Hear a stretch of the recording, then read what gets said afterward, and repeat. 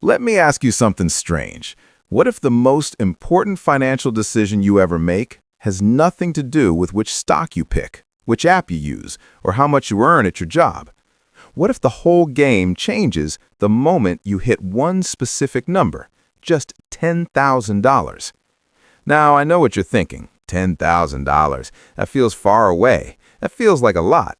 And for a lot of people, it is. But here's what nobody tells you. The reason $10,000 matters isn't because of what it buys you. It's because of what it does once you put it in the right place. It stops being money you work for, and it starts being money that works for you. And that shift, that tiny, invisible shift, is how people quietly start building wealth, even when their salary never changes, even when they don't get a promotion, even when they're not doing anything fancy. So in this video, we're going to break down exactly how the first $10,000 can become the engine of your passive income, what it actually means, why most people never get there, and the surprisingly simple math that makes this whole thing click. Stay with me, because the concept we're about to talk about is one of the most important things you'll learn about money. And once you see it, you can't unsee it. Here's the story most of us are living. You wake up, you go to work, you get paid. You spend most of it on bills, food, rent, maybe a few things that make life feel worth living. And then you do it all again next month. There's a name for this. It's called the time for money trap. You trade your time, you get money. The moment you stop trading your time, the money stops too. And the worst part? Most people aren't even aware they're in this trap. They think the goal is to earn more, to get a raise, work more hours, pick up a side hustle. And sure, earning more helps, but if all you're doing is earning more and spending more, you haven't actually changed the game. You've just made the hamster wheel a little shinier. The real problem isn't that people don't earn enough. The real problem is that they never build a system that earns for them. And here's the psychological piece that makes this so tricky. Our brains are wired to think in the short term. We feel the electricity bill today. We feel hungry today. We feel the pull of that new phone today. The future feels abstract, fuzzy, far away. So we delay. We say, I'll start investing when I have more money, or I'll save once I pay off this debt, or our personal favorite, I'll figure it out later. Later almost never comes. And that delay, that's exactly what keeps most people from ever reaching the first $10,000 in the first place. Okay, so let's talk about what actually happens when you put $10,000 to work.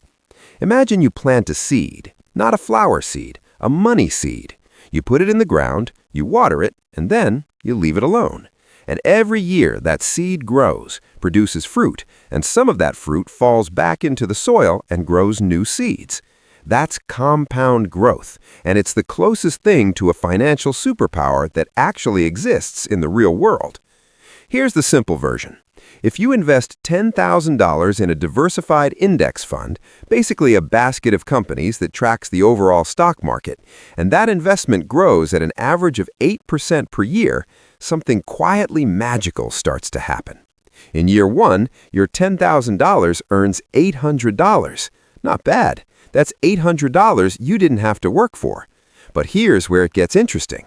In year two, you're not earning 8% on $10,000 anymore. You're earning 8% on $10,864. So now you earn $864. The year after that, $933. The year after that, even more. The money is making money on the money it already made. Each year, the number gets bigger, not because you added anything, but because of how the system is designed. After 10 years, your $10,000 becomes roughly $21,589 without you adding a single extra dollar. After 20 years, over $46,000. After 30 years, nearly $100,000. From one seed, one decision. Now, let's be real. $800 a year is not quit-your-job money. It's not passive income in the dramatic sense, but it is the beginning of the machine. And here's the key idea that most people miss. The machine gets more powerful the longer you leave it running. That's the thing about passive income. It's not a light switch. It's more like a flywheel. It takes effort to get spinning, but once it's moving, it builds momentum on its own. And $10,000 is the minimum viable flywheel. It's enough to feel real. It's enough to start showing up on your statements and doing something meaningful. It's the threshold where the idea stops being theoretical and starts being actual. Let's talk about a guy named Tariq. Tariq is 26. He works a regular job, makes an okay salary, and for 2 years he made a decision that felt almost painfully boring.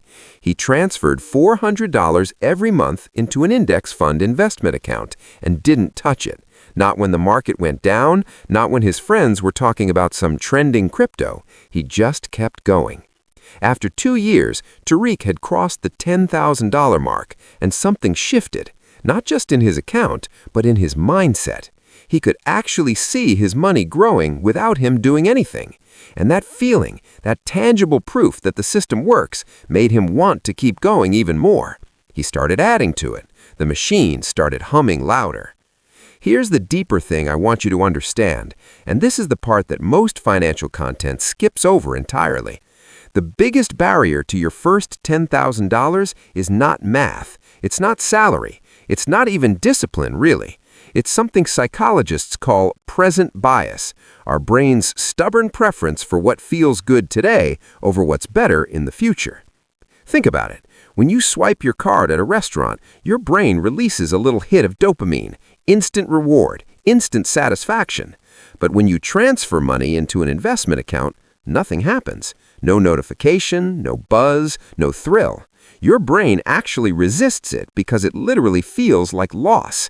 You're giving up something real today for something abstract tomorrow. This is why smart, capable people who fully understand the logic of saving still don't do it. It's not about knowledge, it's about psychology. So what do you do about it? You automate the decision away. You set up a standing transfer on payday before you ever see the money in your regular account. You make the boring choice automatic, so your impulsive brain never gets the chance to talk you out of it. This is called paying yourself first, and it's one of the oldest, most powerful ideas in personal finance. Not because it's clever, because it's designed around how human psychology actually works. There's another psychological insight here, too. Most people think of investing as something you do when you have extra money, when there's some left over at the end of the month. Then you invest. But the brutal truth is, there's almost never leftover money. Spending expands to fill whatever space you give it. Lifestyle creep is real and relentless.